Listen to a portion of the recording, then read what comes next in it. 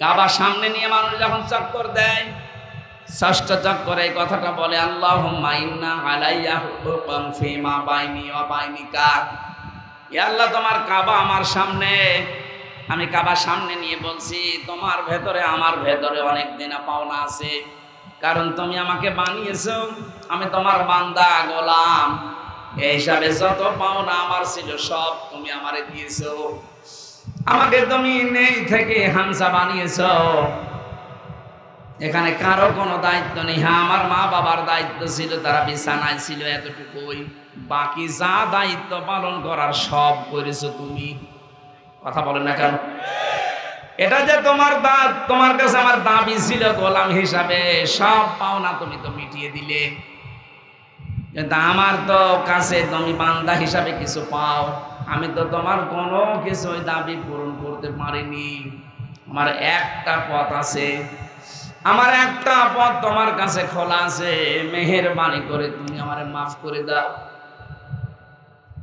এই হাদিসের ব্যাখ্যায় আমি পড়েছি, কিয়ামতে আল্লাহ যাকে মাফ করতে চাইবেন সবার সামনে থেকে একটু আলাদা জায়গায় নিয়ে যাবেন, একটা পর্দা দিয়ে ঘিরে ফেলবে তাকে। নিজে আল্লাহ পাক তার সামনে দাঁড়িয়ে বলবে, হামজা এই কাজগুলো করেছিলি। এখন বান্দা নিজে তার সামনে দাঁড়িয়ে তো কোনো কিছু গোপন করার আর কায়দা নেই, কারণ তিনি সব জানেন। আপনি যে চোখের পলক মারেন, এই পলকটা কোন নিয়তে মেরেছেন কেউ না টের পায়। কে টের পায় বলেন তো? বিশ্বাস যদি কোনো মানুষ 100 ভাগ পয়দা করতে পারে যে আমার এই পলকের নিয়তটাও আল্লাহ জানে, তার দ্বারা কখনো কোনো অন্যায় হওয়া সম্ভব? বলেন। আমরা তো এইটা তৈরি করতে চাই। আপনি আল্লাহর সামনে নামাজে দাঁড়ালে যেভাবে থাকেন, বাজারে থাকলে যেন সেভাবে থাকেন। এইটা যখন নামাজে আর বাজারের সিস্টেম একরকম হবে, যে হ্যাঁ আমি বাজারেও মনে হয় নামাজের মতো আছি, তখন এই এলাকাটা হয়ে যাবে জান্নাত। আমরা এইটা চাই কোরআন দিয়ে। আল্লাহ পাক যখন একটা একটা করে জিজ্ঞাসা করবে, হামজা এইটা করেছিলি, সবগুলো স্বীকৃতি করা লাগবে, স্বীকার করা লাগবে। শেষ পর্যন্ত বলবে, আল্লাহ তোমার নাম না গফফার, তোমার নাম না গফুর। আল্লাহ পাকের এই রহমতের দরিয়ায় জোশ পয়দা হবে। শেষ পর্যন্ত তারা বলবে, বান্দা যা তোরে আমি মাফ করে দিলাম। এই যে মাফ, ক্ষমা, মাগফিরাত, এই শব্দটা শুনতে ছোট মনে হচ্ছে, কত গভীর শব্দ একটু তাকান তো। আল্লাহ বলেন, তোরা দৌড়া আমার ক্ষমার দিকে। আজ আমরা ক্ষমা পাওয়ার জন্য অনেকে ভুল রাস্তা অবলম্বন করি। ক্ষমা পাওয়ার জন্য একমাত্র রাস্তা হচ্ছে আমার আল্লাহর দরবার। জীবনে কখনো তুমি মিথ্যা বলনি, তাই তো তোমায় পেতে কাঁদে ধরনি। তোমারই মতো নেতা পেলেও গফুর তো সুখের গোলা জামেলি বকুল। আলহামদুলিল্লাহ। লাগবে না, কিচ্ছু লাগবে না, কিচ্ছু দেওয়া লাগবে না। বাংলাদেশের ঐতিহ্যবাহী জেলা কুষ্টিয়া, মেরপুর থানার অন্তর্গত হালসা কাঠদহ প্রাথমিক স্কুল মাঠ ময়দানে কোরআনে কারিমের কথা এই কুষ্টিয়া জেলাতে যারা আমারে বলতে দেয়নি আমার নিজের জন্মভূমিতে, তাদের জন্য হেদায়েত কামনা করি না। কারণ যারা কোরআনে বাধা দেয়, আল্লাহর ভাষায় তারা জালেম। আর জালেমদেরকে আল্লাহ দোয়া করলেও হেদায়েত দেবেন। আল্লাহু লা ইয়াহদিল কওমাজ জালিমিন। ইয়াহদি এটা মুজার, বর্তমান, ভবিষ্যৎ, প্রেজেন্ট, ফিউচার। আল্লাহ বলেন, আমি জালেমদেরকে পথ দেখাচ্ছি না, সামনে দেখাবো না। এ ঘোষণা কার বলেন তো? সুতরাং যিনি বললেন আমি জালেমদেরকে হেদায়েত দিচ্ছি না, দেব না, আমি দোয়া করলে দোয়া মাঠে মারা যাবে না? এই জন্য দোয়া করে পারবো না। যদি দোয়া কোনো জায়গায় করেও আমি দোয়া ফেরত নিয়ে নিলাম। সুতরাং যারা বলতে দেননি, আপনার দুনিয়াও শেষ, আখেরাত তো শেষ হয়ে গেছে। যে মানুষগুলো কোরআনের কথা বাধা দিয়েছে, যারা জালিম, এরা হামজার টার্গেট না, এরা সরাসরি আল্লাহর মামলার আসামি। আপনারা জানেন আমিও 3টে বছর জেলে ছিলাম। আমি মামলার আসামি ছিলাম কার? রাষ্ট্রের। কার? মামলার বাদী যত কঠিন হয়, বড় হয়, শক্তিধর হয়, ও মামলা ওই রকম ঝামেলা হয়।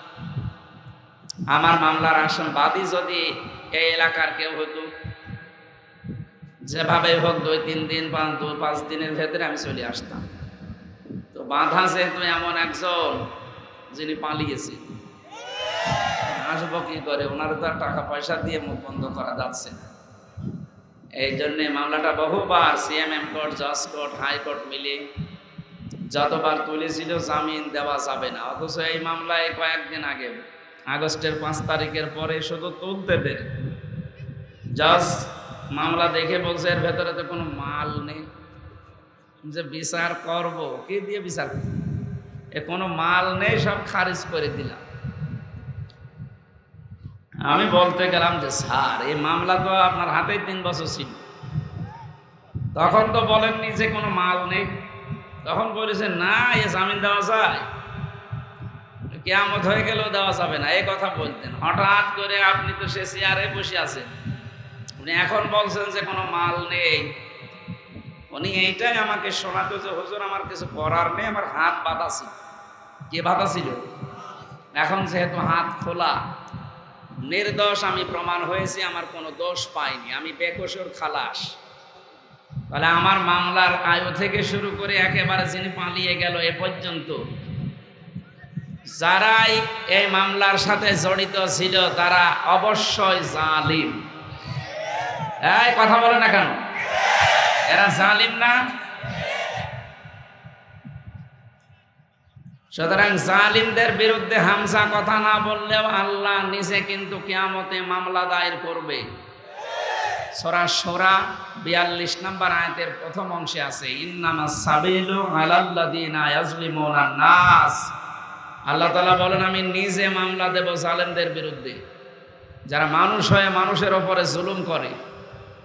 এই জন্য এই দেশে যারা দায়িত্বে ছিল এই 15.5 বছরে, বিশেষ করে 1628 জন মানুষ ছিল মেন দায়িত্বে, প্রত্যেকে পালিয়েছে। কিছু আছে এখনো আবর্জনা, এগুলো পালাবে, কারণ এরা এখনো কিছুকে মারছে, মাঝে মাঝে সাপের মতো মুখ বের করছে আর জনগণ ধরে জায়গা মতো দিয়ে দিচ্ছে। এদেরকে আল্লাহ অপমান করবে এবং করছে, এইটাই বাস্তবতা। আমি কোরআনে কারিম পড়তে গিয়ে সূরা আনআম 44 নম্বর আয়াতটা, এই যে সরকারটা বিদায় নিল, বৈধ অবৈধ যাই হোক, এনাদের সাথে একটা মিল পেয়েছি। একটু দেখেন তো কোরআনের সাথে কি বাস্তবতার মিল। আল্লাহ পাক বলেন হাত্তা ফালাম্মা নাসমা দুক্কিরু বিহি ফাতাহনা আলাইহিম আবওয়াবা কুল্লা শাই। যখন তারা আমি আল্লাহর নিষেধ এবং আদেশ ভুলে গেল, তাদের যে শান্তি, স্বস্তি, নিরাপত্তা, অর্থ সম্পদ, ক্ষমতা, ফাতাহনা আলাইহিম আবওয়াব, বাবের বহু বচন দিয়েছেন আবওয়াব, যত রকমের দরজা আছে সব আমি আল্লাহ ওদের জন্য খুলে দিলাম। আমরা কোরআনে পড়েছি যদি নিয়ামতের শুকরিয়া কেউ আদায় করে তার জন্য আল্লাহ নিয়ামত বাড়িয়ে দেয়। লাইন শাকারতুম লাযিদান্নাকুম। অথচ আয়াতে আল্লাহ জানিয়েছেন ফালাম্মা নাসুমা দুক্কিরু বিহি ফাতাহনা আলাইহিম আবওয়াবা কুল্লা শাই। এখানে গাঞ্জাম হচ্ছে বেশি, মানুষগুলো ক্লান্ত। হ্যাঁ এখান থেকে যান যান যান যান, তাড়াতাড়ি করুন। আপনারা জানেন আমি গতানুগতিক কথা বলি না। আজকেও যে আয়াত পড়েছি বাস্তবতার সাথে তাফসীর আকারে মিলাবো ইনশাআল্লাহ। সুযোগ করে দেন, কথা বলবেন না। আপনি দাঁড়িয়ে থাকেন, বসে থাকেন, শুয়ে থাকেন, চলে যান, কিন্তু কথা বলবেন না। যা ভালো লাগে করেন, 1 ঘন্টা কথা বলবেন না। ডাক্তার আমার 10টার ভেতরে অনুষ্ঠানগুলো শেষ করতে বলে, কিন্তু নিজের এলাকায় তো কিছু বলা যায় না। আপনারা তুলছেন রাত 10টায়, 9টায় উঠতে পারলে ভালো হতো। ঠিক আছে, আমি নির্ধারিত সময় শেষ করব, আমার সময় দিন, সুযোগ এবং পরিবেশ তৈরি করে। আল্লাহ তাআলা এখানে নিজে দায়িত্ব পালন করছেন। ফাতাহনা, আমি নিজে খুলে দিতাম তাদের জন্য যত শান্তির দরজা আছে সব। 2006 সালের এই অক্টোবর মাসের 28 তারিখ, আজকে 26, কালকের দিনের পর যে ঘটনা এই বাংলাদেশে ঘটিয়েছিল, ওনারা দৃশ্য দেখার পরে আমার মনে হয়েছিল না, এই নৃশংস ঘটনা যারা ঘটিয়েছে তাদেরকে আল্লাহ এই দুনিয়ার কোনোদিন শান্তি দেবে না। অথচ 2 বছর পরে আল্লাহ তাদের হাতে তুলে দিল। ফালাম্মা নাসু মা যুক্কিরু বিহি, যখন তারা আমার আদেশ ভুলে যায়, ফাতাহনা আলাইহিম আবওয়াব, তাদের উপরে আমি আল্লাহ নিজে খুলে দেই দরজা সমূহ, যত রকমের শান্তির দরজা আছে। তারা শান্তিতেই ছিল। আপনি 2006 সালে পিটিয়ে মানুষ হত্যা করার পরে এই দৃশ্য পৃথিবী দেখে মনুষ্যত্ব যার ভেতরে আছে সেই কান্নাকাটি করছে। আমি সিরাজগঞ্জ থেকে একবার আসছিলাম মাহফিল শেষ করে, ওর পরের বছরে 6 সালের পরে। ওই সময় ড্রাইভারের পেছনে বসে আছি বাসে। ড্রাইভার সাহেব রাস্তার মাঝখানে দেখলাম একটা কুকুর পড়ে আছে, গার উপর দিয়ে না দিয়ে বাম দিয়ে চালিয়ে গাড়ি একটু ঝাঁকি দিয়েছে। আমি বললাম, ভাই আপনি একটা কাজ করবি, এখনই তো অ্যাক্সিডেন্ট হয়েছে। ড্রাইভার বলছে, আপনি দেখছেন না একটা মরা কুকুর পড়ে আছে, আমি ডবল করে ওর গার উপরে চাকা চালাবো, আমার বিবেক নেই? আমি বললাম যে তো মরা করে মেরে ফেললেই কি আবার ডবল করে মারলেই কি, ওকে বুঝবে কিছু? তো মরেই গেছে। ড্রাইভার আমার দিকে তাকিয়ে বলছে, হুজুর আপনি কি আসলেই হুজুর? আপনি কেমন হুজুর? হ্যাঁ, আপনি দেখেন একটা মরা কুকুর পড়ে আছে, আমি ডবল করে আবার মারবো, আপনি কি বলেন? তাই তো, এই কথাটা শোনার জন্য আমি ছিলাম। মরা জিনিসের উপরে আপনি ডবল করে গাড়ির চাকা তোলেন না, অথচ আশরাফুল মাখলুকাত এই পৃথিবীতে মানুষ, তাদেরকে দেখেছি পিটিয়ে মারার পরে কিছু মানুষ তার লাশের উপরে ড্যান্স দিল। যার আদেশে এই কাজ হয়েছিল, লঘি বইটা নিয়ে আসো সারা দেশ থেকে, তিনি এখন তো পালিয়েছে। কি বিবেক বলেন তো তার?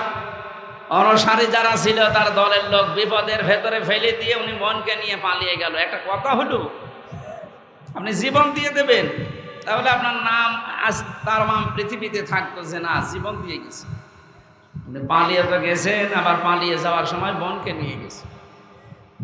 কেন আপনি বোন মনে করেন আর এগুলোকে আপনার ভাই বোন ছিল না? এরা এখন তো বিপদে আছে, কারণে অকারণে বিপদে আছে। এইরকম অত্যাচার দেখার পরে 15.5 বছর যারা জালেমদের সাপোর্ট করেছেন তারাও জালেম। আর জালেমদের বিরুদ্ধে মামলা দেবে হামজা কে? আমি আগে বললাম না, মামলার বাদী যত শক্ত হয় মামলা তত কঠিন হয়। জালেমদের বিরুদ্ধে যে মামলা হবে, মামলার বাদী কে? মামলা কত শক্ত হতে পারে আপনি টের পাচ্ছেন? আমি দোয়া করি আর না করি কি করব? এই জন্য জালিম এই শব্দটা শুনলে আমার ভয় লাগে, কারণ এরা আল্লাহর মামলার আসামি। সুতরাং যিনি পালিয়েছে তিনি থেকে শুরু করে দেশে 1628টা সিয়ারে যারাই ছিল প্রত্যেকেই হয় জালেম না জালেমের দোষর। এক কারারক্ষী একদিন আমারে বলছিল, হুজুর আমরা যে এই দায়িত্ব পালন করি আমরা কি জালেমের সহযোগী? জালেমের সহযোগী আপনি না, জালেমের সহযোগী তো তারা যারা জালেমকে মাথা আঁচড়িয়ে দেয়, চুল আঁচড়িয়ে দেয়, তাদের বাজার করে খাওয়ায়, তাদের গোসল করায়, তাদের পরিষ্কার পরিচ্ছন্ন রাখে, তাদের খেদমত করে। এই মানুষগুলো হচ্ছে জালেমদের দোসর, জালেমদের সহযোগী। আর আপনি যা করছেন, আপনি নিজেই একজন জালেম। সাধারণ বন্দীদের চাইতে এখানে আলেমদের সাথে সবচাইতে রূঢ় ব্যবহার করা হতো। এই জন্যে জালিম যারা, এরা আল্লাহর কেসের আসামি, এরা খুব মারাত্মক অবস্থায় আছে। দুনিয়া ওদের শেষ, আখেরাত তো শেষ। এই জন্য বারবার শব্দটা উচ্চারণ করছি। 5 তারিখের পর থেকে অনেককে দেখলাম, অনেকে জুলুম শুরু করে দিয়েছে। সামনে যেন কোনো জালিম মাথা ছাড়া দিতে না পারে বা জুলুম করতে না পারে। জুলুমের পরিণতি কি, এই জন্য আমি আয়াতটা বললাম। আপনারা কেউ জালিম একবার হয়ে গেলে আপনার দুনিয়া আখিরাত সব শেষ। আল্লাহ আমাদের হেফাজত করেন, বলেন আমিন। আল্লাহ যখন জালেমদের জন্য সব আনন্দের দরজা খুলে দিল, টাকা পয়সা প্রভাব প্রতিপত্তি ক্ষমতা পাওয়ার সব তাদের হাতে 2 বছর পরে চলে এসেছে। চিন্তা করলাম এই আয়াত কি আল্লাহ নাজিল করার পর ভুলে গেছে যে আয়াতের তো কিছু দেখি না। আল্লাহ রাব্বুল আলামিনের পরের কথা যখন মিলিয়েছি দেখলাম না 24 সালের 5 আগস্টের সাথে মিল আছে। হাত্তা ইদা ফারিহু বিমা উতু, 6 সালের 28 অক্টোবরের ঘটনার পরে 9 সালে আল্লাহ যখন ক্ষমতা তাদের দিল, কে দিয়েছে? আল্লাহ দিয়েছে। বলিল্লাহুম্মা মালিকাল মুলকি তুতিল মুলকা মান তাশা। আল্লাহ বলেন ক্ষমতার একচ্ছত্র মালিকানা আমার, এটা আমি দেই। এই শব্দের গবেষণায় যারা মুফাসসির তারা লিখেছেন ক্ষমতার একচ্ছত্র মালিকানা কার? আমি এখানে আলেম নেই, আলেমদেরকে বলছি এবার এই খুব ভালো করে শুনবে। ক্ষমতার একচ্ছত্র মালিকানা আল্লাহ, কিন্তু বাংলাদেশে আমরা অনেককে এই কথা বলতে শুনি ক্ষমতার উৎস জনগণ।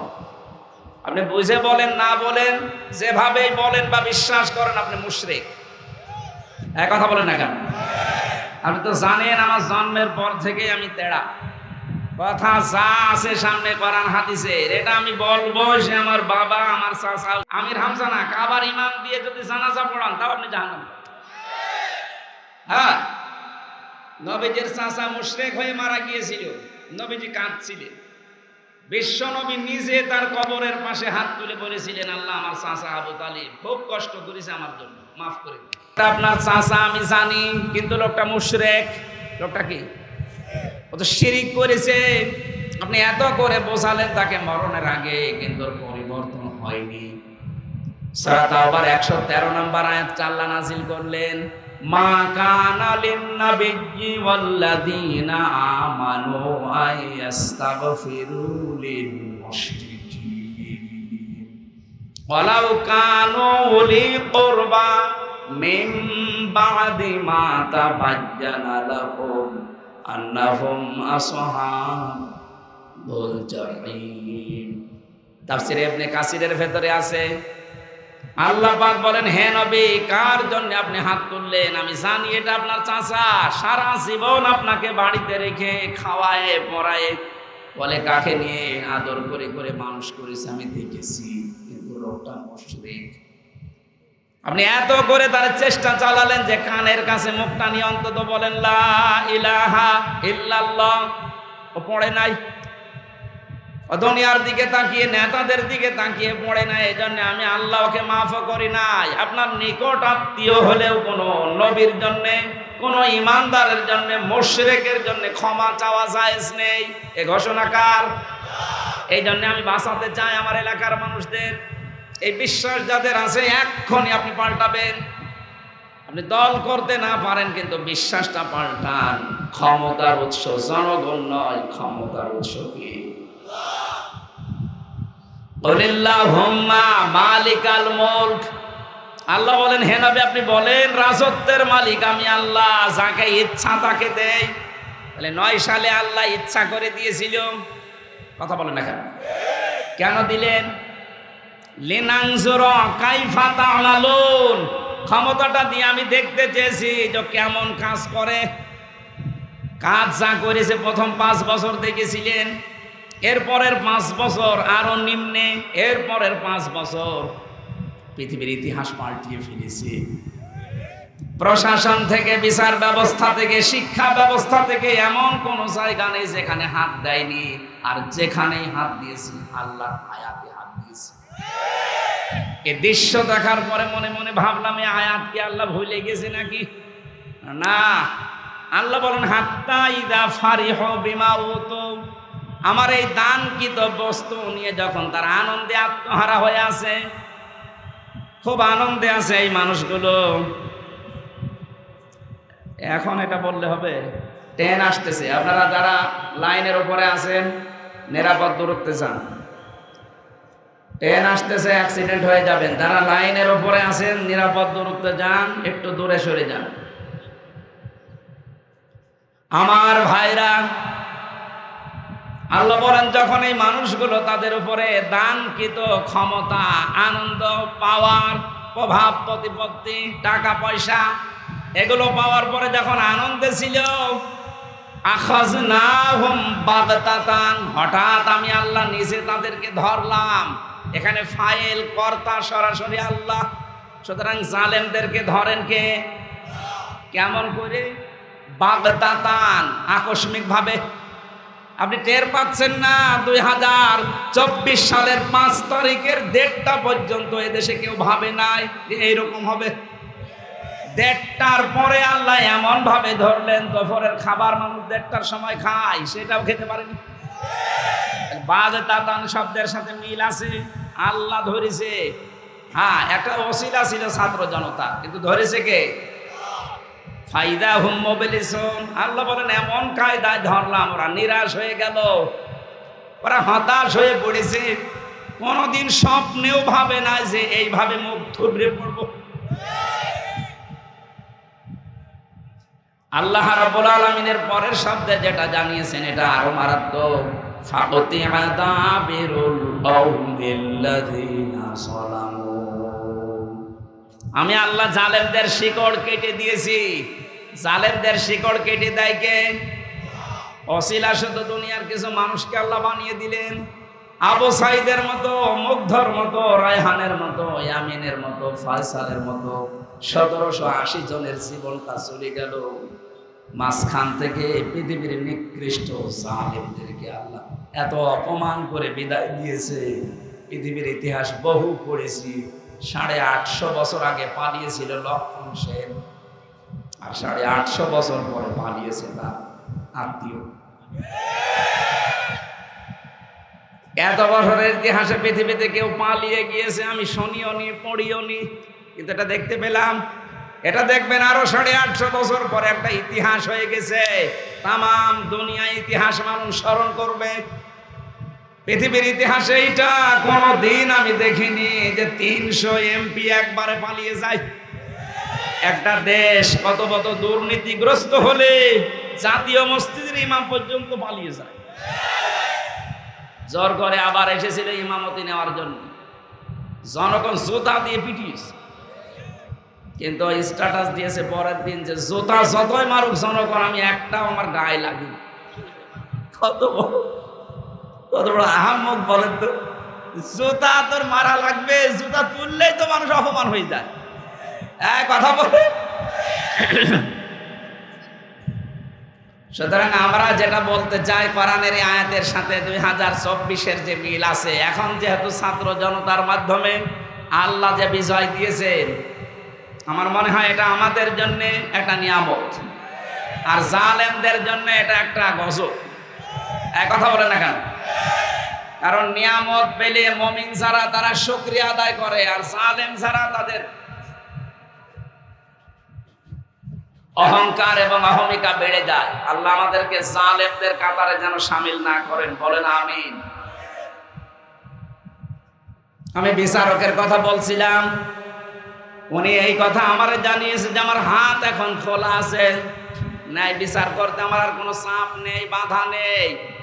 আমরা চাই আজকের এই দিন থেকে কিয়ামত পর্যন্ত এই দেশে যারাই ক্ষমতায় আসবে, সে যে দল হোক, যারা চেয়ারে বসবে, তাদেরও যেন হাত এভাবে আবু সাইদের মতো খোলা থাকে।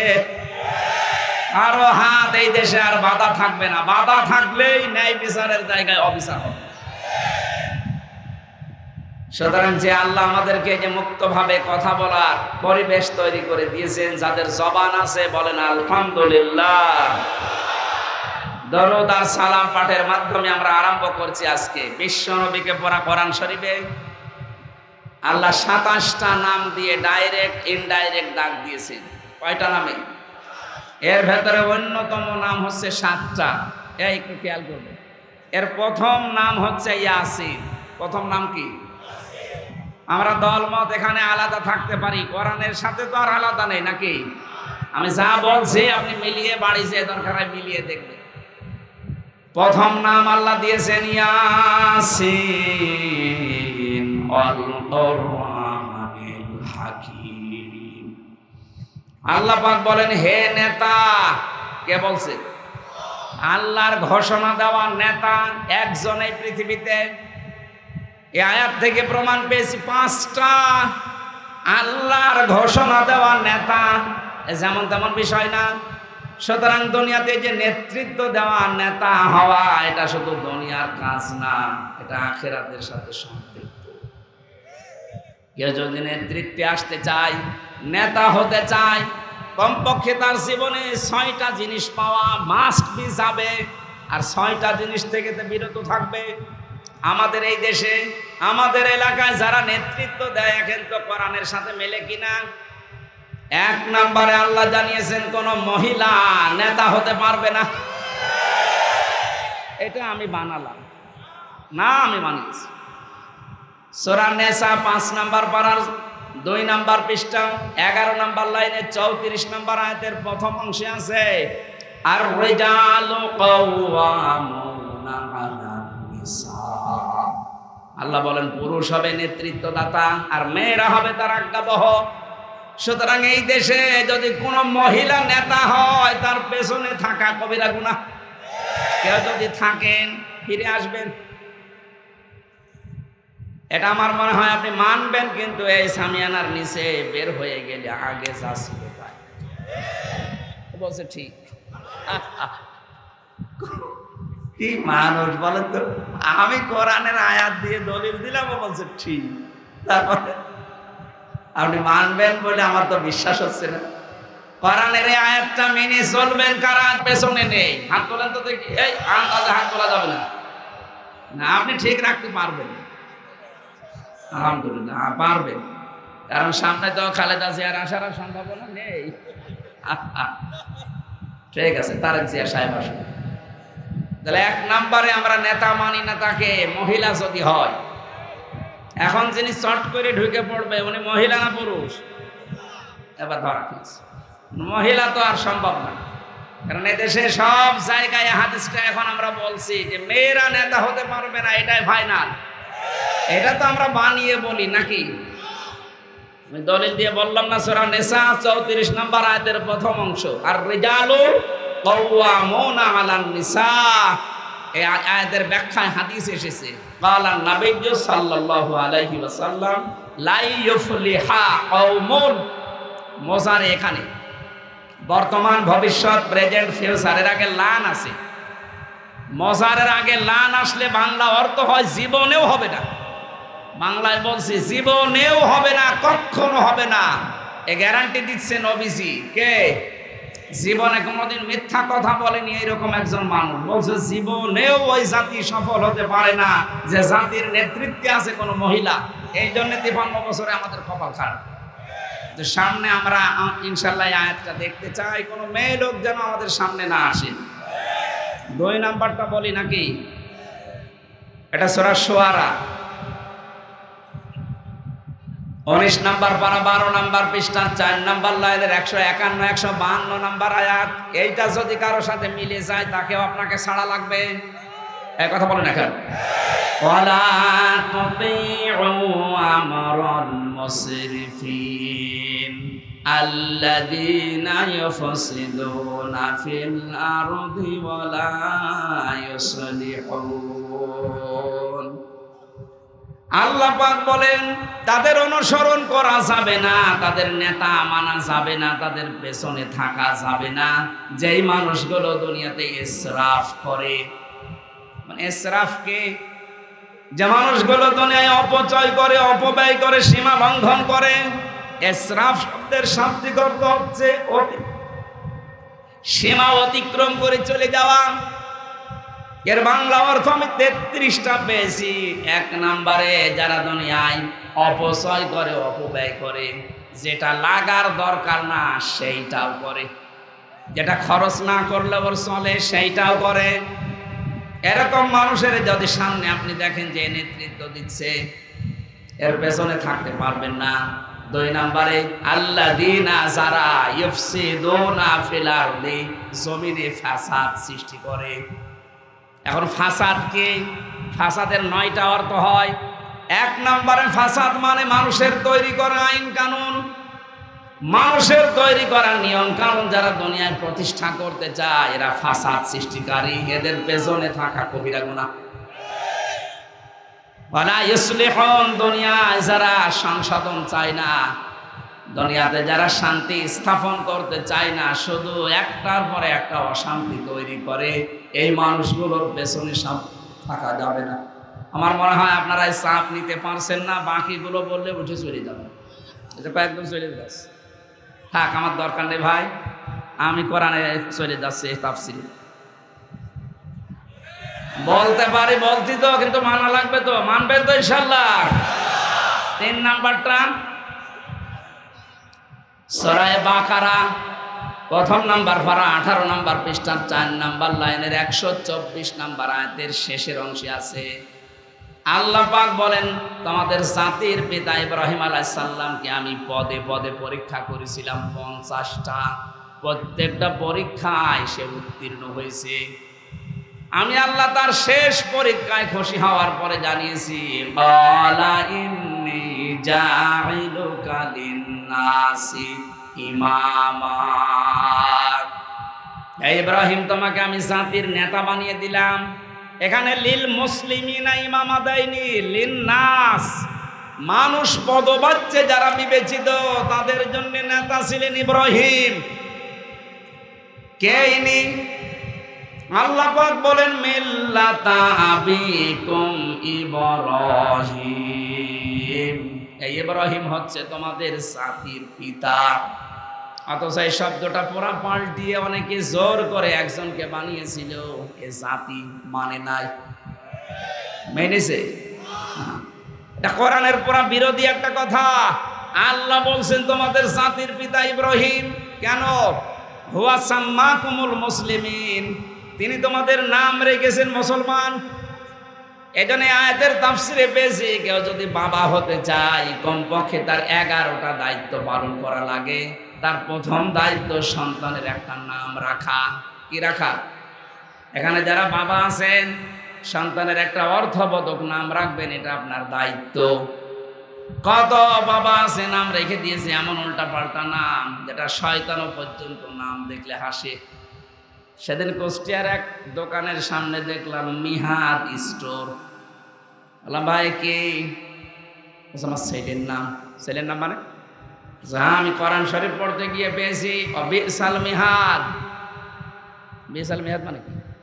জাহান্নামের নিম্ন স্তর, জাহান্নামের নিকৃষ্ট জায়গা। বছর কোরআনে পেলাম। কোরআনে পেলে রাখা যাবে? কোরআনে তো ফেরাউন আছে, নমরুদ আছে। কথা বলে না কেন? কোরআনে হাসানা না হাসিনা, এটা বাস। শব্দটা শুধু জের দিয়ে বলা। হাসিনা মানেও সুন্দরী, হাসুনা মানেও সুন্দরী। এই নামটাকে আল্লাহ রাব্বুল আলামিন এই জুলুম করার কারণে আমার মনে হচ্ছে তামাম দুনিয়া এখন গালি বানিয়ে দিয়েছে। আমি যতগুলো দেশে ঘুরলাম, যেখানে যাই, সেদিন মদিনা থেকে তায়েফে যাবার সময় মদিনার এক ড্রাইভার আমারে নিয়ে যাচ্ছিল। আমারে বলছে, ইয়া হাজিউল হুজ্জাত আইনা বিলাদুকা, হাজি দেশ কোথায়? তুমি বাংলাদেশ। আমারে বলছে হারামি। হারামি মানে? মানে আমি যেই দেশের লোক, এই দেশের যিনি দায়িত্বে আছে উনি হারাম। অথচ জীবনে ওই লোকটা মনে হয় ইনারে দেখেও নি, খালি নাম শুনেছে আর কাজ কারবার দেখেছে মোবাইলে। এই কারণে বলছে হারামি। আমি বলছে আমি না, বলছে আমিও জানি আপনি না। দেখেন তো নামটা কত সুন্দর, অথচ নামটা তামাম দুনিয়ার মানুষের কাছে এখন একটা অপছন্দনীয় ঘৃণিত নাম। এই যে ইয়াজিদ, এই নামটা খারাপ নাকি? ইয়াজিদ একটা সুন্দর নাম না? কিন্তু জুলুম করার কারণে আল্লাহ তার নামটাকে একটা গালি বানিয়ে দিয়েছে। কেউ যদি এই পৃথিবীতে হিন্দুকে ডাক দিয়ে বলেন যে ভাই ছেলে হয়েছে 5,000 টাকা দেবো, ইয়াজিদ রাখেন, ও রাখবে? 1,500 বছর পরে যদি এ নাম কেউ হিন্দুও রাখতে না চায়, আপনি আর 1,500 বছর যেতে দেন, জালেম যারা দুনিয়ায় তাদের নাম দেখবেন কেউ ঘৃণা করেও রাখবে না। কারণ পৃথিবীর ইতিহাস এইটা, ইতিহাস লেখা হয় ঘটনা ঘটার আগে না ঘটনা ঘটার পরে? বলেন বলেন। ইয়াজিদের যে ইতিহাস ওই সময় যারা ছিল লিখতে পেরেছে না, ইতিহাস লেখা হয়েছে পরে।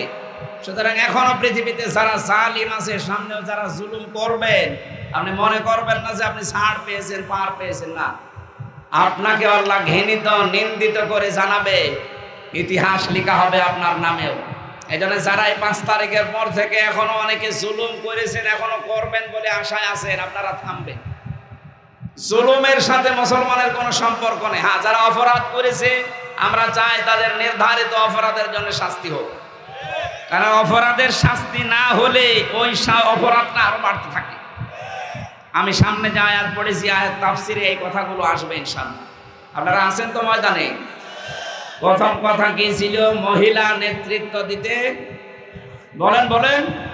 যারা অপচয় করে, অপব্যয় করে, যারা সীমা লঙ্ঘন করে, এরা সামনে আসতে পারবে না। যারা ফাসাদ সৃষ্টি করে, শান্তি তৈরি করার জন্য কোনো কর্মসূচি তাদের নেই, তাদের অনুসরণ করা জায়েজ নেই। 3 নম্বরে হযরত ইব্রাহিম আলাইহিস সালামকে আল্লাহ দিয়ে আল্লাহ একটা পরীক্ষা নিচ্ছেন। আল্লাহ রাব্বুল আলামিন বলেন, তাম পৃথিবীর মানুষের জন্য আমি তোমাকে নেতা বানিয়ে দিলাম। ইব্রাহিম নবী ওই সময় আল্লাহকে বলেছে, রব্বুল আলামিন ক্বালা ওয়া মিন যুররিয়াতি। ইয়া আল্লাহ, যে নেতৃত্ব দেওয়ার গুণা বলি, এটা কিন্তু আমি পেয়েছি নাকি আমার পরে যারা আমার সন্তানাদি আসবে কিয়ামত পর্যন্ত তারাও পাবে? আল্লাহ পরের শব্দে সাফ জবাব দিয়েছেন, ক্বালা লা ইয়ানালু আহদিস যালিমিন। বলেন আল্লাহু আকবার। এটা ইয়ানালু, এটাও মুসারে, বর্তমান, ভবিষ্যৎ, প্রেজেন্ট, ফিউচার, কিয়ামত পর্যন্ত। আল্লাহ বলেন কোন জালেমের জন্য আমার কোনো অঙ্গীকার নেই। এই আয়াত থেকে প্রমাণ পেয়েছি জালেম যারা, তারা নেতা হতে পারবে না। এই জন্য যারা জুলুম করেছেন তাদের নেতৃত্ব দেওয়া জায়েজ নেই, অবৈধ। আপনারা আর সামনে আসবেন না। কথা বলেন ঠিক কিনা? এরপরে 4 নম্বরে পেয়েছি যারা ইলম অর্জন করে এবং শক্তিশালী, তারা নেতা হবে। এরপরে পেয়েছি যারা আল্লাহর জিকির থেকে গাফেল থাকে, তারা নেতা হতে পারবে না। এরপরে পেয়েছি যে মানুষগুলো মন মতো কাজ করবে। ওয়ালা তুতি'i মান আগফালনা কলবাহু আন যিকরিনা ওয়াত্তাবা'a হাওয়াহু ওয়া কানা আমরুহু ফুরতা। ইলা আখিরি আয়াত। আমি নেতৃত্বের গণা বলে বোঝাচ্ছিলাম যে এই মানুষগুলো সামনে নেতা হতে পারবে, কারণ নেতৃত্ব এটা আল্লাহ নিজে তৈরি করে দিয়েছে। আমাদের নেতা একবার বলেন তো কে? মুহাম্মাদুর, আরো জোরে বলেন মুহাম্মাদুর। সুতরাং সামনে যারা আসবেন এরা দেখবে আল্লাহ এবং রাসূলকে মেনে চলে কিনা। যদি দেখেন হ্যাঁ, নাক কান বুঝে তাকে মানা লাগবে। এই নির্দেশ হামজা কার? সূরা নিসা 5 নম্বর পারা 6 নম্বর পৃষ্ঠা 11 নম্বর লাইনে 59 নম্বর আয়াতের প্রথম অংশে আছে। আমি দলিলগুলো লম্বা করতে পারছি না, এবার প্রবেশ করছি তেলাওয়াতকৃত আয়াতে। সূরা আলে ইমরান। কোন সূরা? তাফসীর শুনতে রাজি আছেন না? আলে ইমরানের 133 নম্বর আয়াতটা পড়েছি। আমরা সরাসরি যাচ্ছি। তাফসীর করার আগে যে সমস্ত বিষয়গুলো বলা লাগে আপনারা বহুবার শুনেছেন। নামকরণ, ঐতিহাসিক প্রেক্ষাপট, শানে নজুল যেটা বলা হয়, এগুলো মানুষ বলে। আমরা ওগুলোর দিকে যাচ্ছি না, রাত বেশি হয়ে যাবে, তাফসীরে যাচ্ছি। এখানে কথা বন্ধ করবেন তো ভাই। আল্লাহ পাক বলেন, ওয়াসারিউ ইলা মাগফিরাতিম মির রাব্বিকুম। তোমরা দৌড়াও আল্লাহর ক্ষমার দিকে। কিসের দিকে? বলেন বলেন। এই শব্দটা কত ছোট্ট, কিন্তু তামাম দুনিয়া আখিরাতের ভেতরে আল্লাহ নিমজ্জিত করে দিয়েছেন। এই যে ক্ষমা যদি কোনো মানুষ পেয়ে যায় আল্লাহর পক্ষ থেকে, ওর জীবন সফল। আমার নাম কাম যতই থাক, আল্লাহ পাক যদি আমারে ক্ষমা না করে, তামাম দুনিয়া সব আমার নামে লিখে দিলেও আমার জীবন ব্যর্থ। কথা বলে না কেন?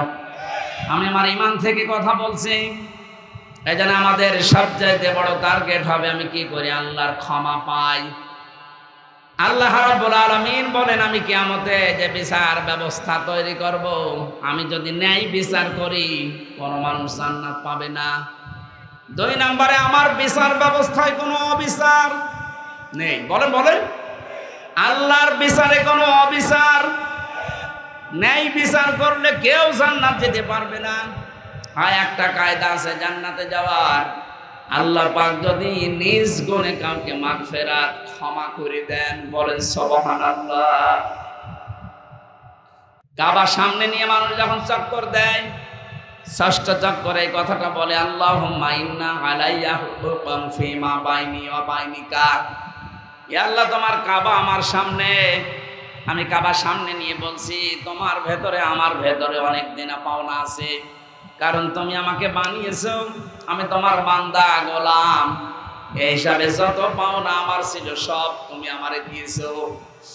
আমাকে তুমি নেই থেকে হামসা বানিয়েছো, এখানে কারো কোনো দায়িত্ব নেই। হ্যাঁ আমার মা বাবার দায়িত্ব ছিল, তারা বিছানায় ছিল এতটুকুই, বাকি যা দায়িত্ব পালন করার সব করেছো তুমি। কথা বলেন না কেন?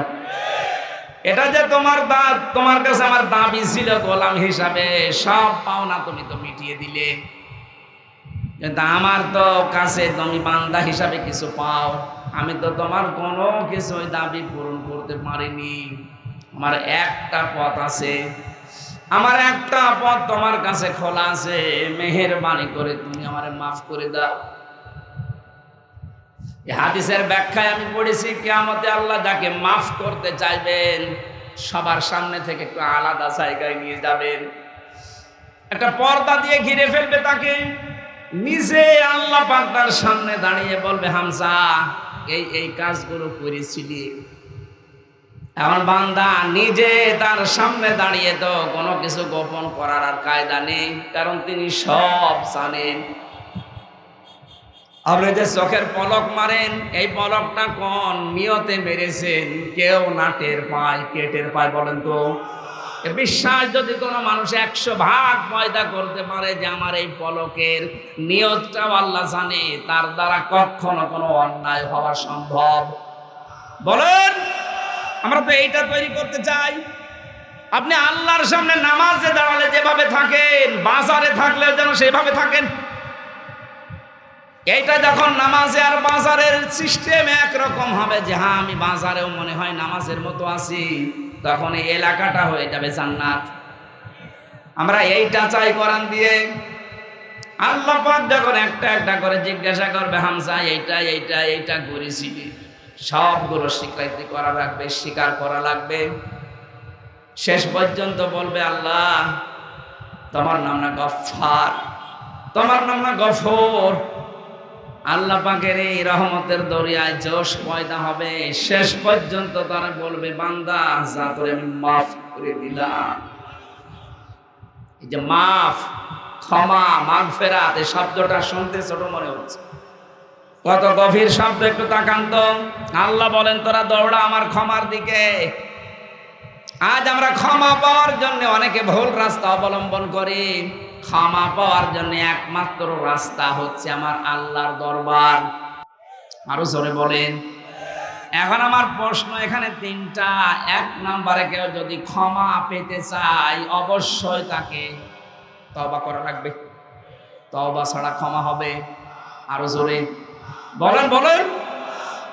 এখানে যারা আলেম আছেন এবার তাদেরকে বলছি তাওবা ছাড়া ক্ষমা নেই। এখন তাওবার সিস্টেমটা তো আমরা ভুল করছি। বিভিন্ন জায়গায় গেলে আমরা দেখি আমাদের তাওবা পড়িয়ে দেওয়া হয় আস্তাগফিরুল্লাহ রাব্বি মিন কুল্লি যামবি ওয়া তুবু ইলাইহি, হয়ে গেল। এটা তো তাওবার একটা বাক্য। কোন মানুষ যদি তাওবা করতে যায়, ও দোষ করেছে যার কাছে, স্বীকার করবে তার কাছে, এটা তাওবার প্রথম অর্থ। বাংলাদেশে সিস্টেমটা নেই। একজনের কাছে অন্যায় করে আর কাবা শরীফ ধরে কাঁদতেছে। এক কথা বলছেন এখানে, আপনি দোষ করেছেন কার কাছে আর কাঁদেন কার কাছে? এজন্য আমরা আজকে থেকে সিদ্ধান্ত নেব, যদি আস্তাগফিরুল্লাহ ঠিক রাখতে চাই, অপরাধ করেছি, দোষ করেছি, যার কাছে স্বীকার করব তার কাছে। এটা পারবেন না?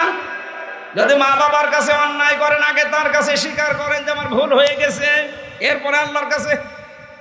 আল্লাহর হক যদি আপনি নষ্ট করেন, তখন আবার মা বাবার কাছে বললে হবে না। আল্লাহর হক নামাজ পড়েননি, ওনার কাছে বলা লাগবে। আল্লাহর হক রোজা রাখেননি, ওনার কাছে বলা লাগবে। কথা বুঝতেছে? বলেন। তাহলে আজকে থেকে তাওবার নিয়ম কি? অপরাধ হবে যার কাছে স্বীকার হবে। এটা আছে আমাদের কাছে? নেই। ইস্তেগফার কিন্তু সব সময় পড়া যায়, আস্তাগফিরুল্লাহ আস্তাগফিরুল্লাহ, কিন্তু তাওবা এটা যেমন তেমন বিষয় না। ফাউলাইকা ইউবাদদিলুল্লাহু সাইয়্যাতিহিম হাসানাত।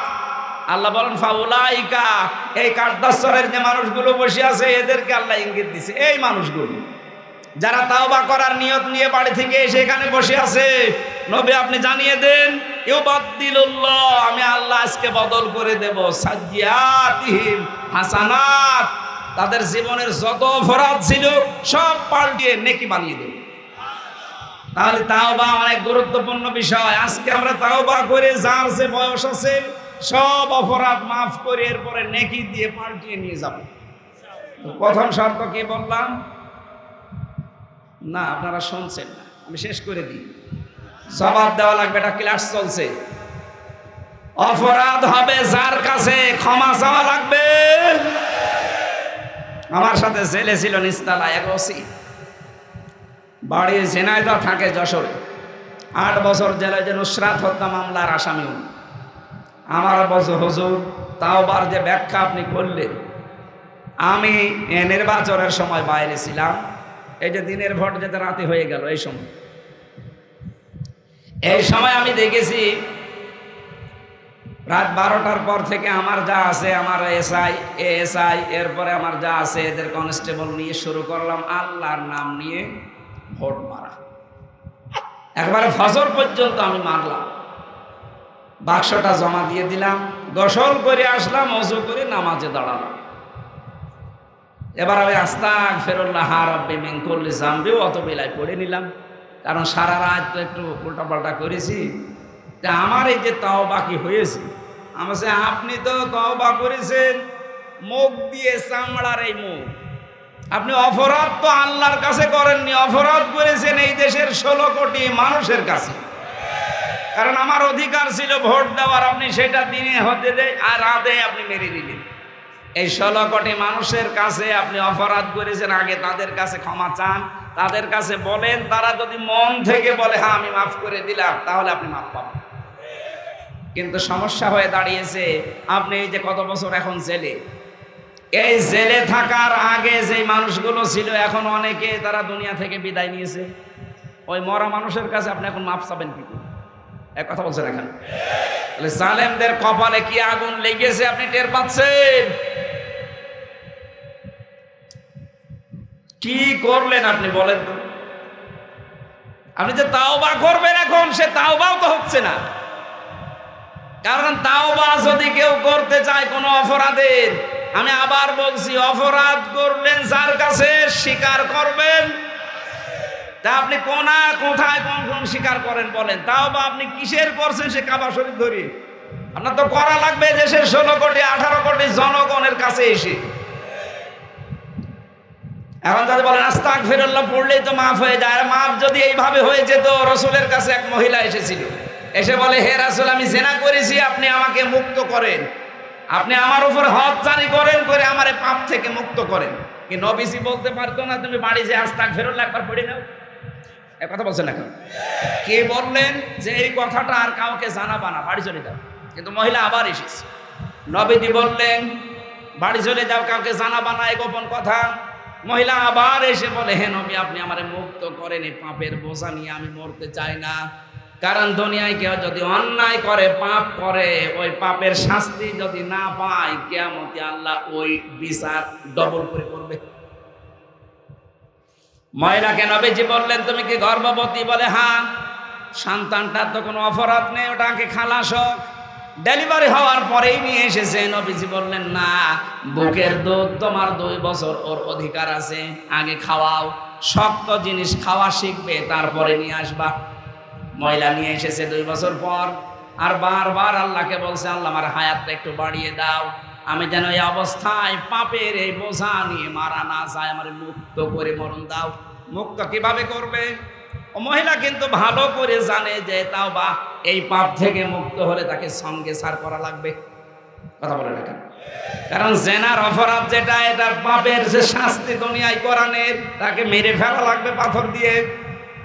মহিলার কাছ থেকে সন্তানটা আল্লাহর নবী এক সাহাবীর দায়িত্বে দিয়ে মেয়েটাকে গর্তের ভেতরে গেড়ে দেওয়ার আহ্বান জানালেন। সাহাবীদেরকে বললেন, পাথর নিক্ষেপ করে মেরে ফেলো। হযরতে খালিদ ইবনে ওয়ালিদ বলেন, আমি একটা জোরে পাথর নিক্ষেপ করলাম, ওর নাকের উপরে লেগে ফিনকি দিয়ে রক্ত আমার গায়ে পড়েছে। আমি তাকে ভর্ৎসনা দিলাম যে পাপী মহিলার রক্ত আমার গায়ে। নবীজির কানে কথাটা যাওয়ার পরে বিশ্ব নবী বললেন, খালিদ থামো, এ কথা বলবা না। তুমি তো জানো না এই মহিলার তাওবা আল্লাহ এমন ভাবে কবুল করেছে, তার যে অনুশোচনা, তার যে অনুতপ্ত হওয়া আমার আল্লাহ দেখেছে। এবং এই মহিলা যা করেছে অপরাধ থেকে মুক্ত হওয়ার জন্য, দুনিয়ায় পাপের শাস্তিটা নেওয়ার জন্য আমার কাছে বারবার এসেছে। আল্লাহ এমন ভাবে তার তওবাটা গ্রহণ করেছে, কোন জালেম যদি এইভাবে তওবা করে আল্লাহ তাকেও মাফ করে দেবে। বলেন সুবহানাল্লাহ। কি বুঝলেন বলেন তো? আমি জানি এটা জন্মের পর থেকে হাদিস আপনি শুনেছেন, কিন্তু কি আছে এর ভেতরে? অপরাধ করলে আমরা মনে করি আস্তাগফিরুল্লাহ পড়ে নিলাম, আমার মাফ হয়ে গেছে, এটা একটা বাক্য। ওই মহিলাকে আল্লাহর নবী বলতে পারতেন, কাউকে বলবা না, গোপনে আস্তাগফিরুল্লাহ পড়ে নাও। কথা বলে না কেন? কি বলেছিলেন? শাস্তিটা আগে নাও, আস্তাগফিরুল্লাহ তো পড়াই লাগবে। সুতরাং আমরা চাই আপনারা যারা 15.5 বছরে অন্যায় করেছেন, সত্যিকার অর্থে যারা জালেম, যে অন্যায়ের সাথে জড়িত ছিলেন, মাস্ট বি তাদেরকে শাস্তি পাওয়াই লাগবে। তারপরে আস্তাগফিরুল্লাহ। এবার বলেন তো, হাদিসের ব্যাখ্যা বোঝেননি কে? আমি চাই আপনাকে মুক্ত করতে। আপনার দ্বারা হাজারো মানুষ এই 15.5 বছর ঘরে ঘুমাতে পারেনি। আপনার কারণে কত মানুষ গুম হয়েছে, খুন হয়েছে, কত মানুষ আয়না ঘরে কষ্ট পেয়েছে। এই যে সমস্ত অপরাধগুলোর যে শাস্তি, গুমের শাস্তি আছে, মানুষকে মেরে ফেলার শাস্তি আছে, ডাকাতি করার শাস্তি আছে, চুরি করার শাস্তি আছে। এই যে দরবেশ বাবা 36,000 কোটি টাকা, তাহলে এর হাত থাকার কথা। বলেন বলেন, এর হাত কাটা লাগবে, তারপরে কিয়ামতে আল্লাহরে মাফ করে দেবে। আরে বিচার না নিয়েও যদি এইভাবেই মারা যায়, কিয়ামতে আল্লাহ বিচারটা নিজে কোটি কোটি মানুষের সামনে করবে। আরে ভাই, আপনি শত্রু না মনে করে আপনাকে আমি বাঁচাতে চাই, আপনি ধরা খাবেন সামনে। এই জন্য যার যে অপরাধ, আপনি তো জানেন যে আমি কোন অপরাধের অপরাধী, আমার শাস্তি কতটুকু হতে পারে। আগে ওই শাস্তিটা নেন, এরপরে আস্তাগফিরুল্লাহ পড়েন। এবার যদি না বোঝার ভান করে বলে যে আমি এখনো বুঝি নাই, এদিকে আসেন। আমরা চাচ্ছি এই 15.5 বছরে আমি মাফ করে দিয়েছি, কিন্তু আপনার যে অপরাধ, এই অপরাধের শাস্তি আগে দুনিয়াতে নিয়ে যান, নয়তো আপনি কিয়ামতে বাঁচতে পারবেন না। 2 নম্বরে, দুনিয়াতে যদি অপরাধের শাস্তি না হয়, তাহলে অপরাধটা দিনের পর দিন বাড়তেই থাকে। এই আয়না ঘরের সাথে যারা জড়িত ছিলেন, এদের যদি শাস্তি না হয়, আগামীতে যারা আসবে তারা এর চাইতে আরো ভয়ঙ্কর হবে। কথা বলেন। আমার মাটির নিচে নিয়েছিলাম, আমি দেখেছি দৃশ্যগুলো। আমার 11 ঘন্টা টাঙিয়েছিল, আমি বাইরে বলি না, আমার মা বাবা কষ্ট পাবে তাই। অথচ আমি কিচ্ছু জানি না। বাড়ি থেকে ধরে নিয়ে গেল আমার, আর বলছে আমি চোরহাট থেকে নিয়ে এসেছি। পুরা মিথ্যা কথা। ওখানে যাওয়ার পরে বলছে, তোমার বাবাকে বলো 10 লাখ টাকা দিতে, নয়তো 50টা মামলা দেব। একটা কথা হইল, বিচার ব্যবস্থা কোথায় গিয়েছিল? প্রশাসন কোথায় গিয়ে ঠেকেছে? এরপরও আপনি জালেমদের সাফাই গান। আপনি মানুষ, আপনি তো ওই ঠেলায় পড়েননি। যদি পড়তেন তখন বুঝতেন। আমার সাথে মুফতি ফখরুল ছিল, আমারে বলতো মাঝে মাঝে, দেখতাম হাত পা ছেড়ে দিয়ে এইভাবে পড়ে আছে। কি ভাই এরকম থাকে? বলছে যে মানুষ শুয়ে থাকে, এটা যে কত বড় নিয়ামত আমি টের পেয়েছি। আমার পায়ের ভেতর দিয়ে হাত লাগিয়েছে, সামনে লোহার যে ব্যারিকেড দেওয়া আছে ওর সাথে হাত দিয়ে হ্যান্ডকাপ দিয়ে আটকিয়েছে। 2-5 ঘন্টা পরে যদি খুলে দিত, বছরের পর বছর 1.5 মিনিট 2 মিনিট সময় দিত টয়লেট করার জন্য। সকালে দিত পচা ছোলা, দুপুরে দিয়েছে খাবার, তাও মনে হচ্ছে মাখিয়ে দিয়েছে। আর আপনি এখানে বসে বসে বকল বাঁধাচ্ছেন আর গপে তেল দিচ্ছেন। হ্যাঁ, কি করেছে, কি করেছে মানে আপনি টের পেয়েছেন কি করেছে? আল্লাহর আরশ পর্যন্ত কেঁপে গেছে জালেমদের উপরে। আমি তো আমার ছোট্টটা বললাম, বলেন তো একটা আলেম মানুষ, তারে 2-5 ঘন্টা পরে যদি খুলে দিত, আমার সাথে পরে 1 বছর ছিল ছেলে, দেখতাম একেবারে 60-65 হয়ে হাত পা ছেড়ে দিয়ে শুয়ে আছে। বলছে যে শুয়ে থাকায় যে কত বড় নিয়ামত আমি জানি। আমি তো 10 দিন ছিলাম রিমান্ডে, আমিও টের পেয়েছিলাম। আমার এই পিঠে এখনো পর্যন্ত ব্যথা, গাড়িতে বসে থাকতে গেলে পিঠের এই রগটাতে এখনো ব্যথা ওঠে। এখানে যার যে অপরাধ আমরা চাই অপরাধের শাস্তি হোক। জালেমের শাস্তি আছে, জেনাকারের শাস্তি আছে, চুরির শাস্তি আছে। এই কথা বলছেন না? যারা আল্লাহর আইনে হাত দিয়েছেন তাদেরও শাস্তি আছে। শিক্ষা ব্যবস্থা থেকে যারা আল্লাহর নিয়ম নীতিগুলো বাদ দিয়ে বাবার নিয়ম ঢুকিয়েছেন তাদেরও শাস্তি আছে। খালি আস্তাগফিরুল্লাহ পড়লেই হয়ে যাবে? কে বলেছে আপনাকে? এটা কি আর কি করা জিনিস নাকি? আগে তওবা করার মতো করেন, ওই মহিলার মতো শাস্তি নেন, তারপরে আস্তাগফিরুল্লাহ পড়েন। এটা যদি না হয় আগামীতে কিন্তু এই অপরাধগুলো আরো বাড়তে থাকবে। আমরা এমন ভাবে কন্ট্রোল করতে চাই যেন কিয়ামতের আগে কোনো মানুষ এই দেশে আর জুলুম করার সাহস না পায়।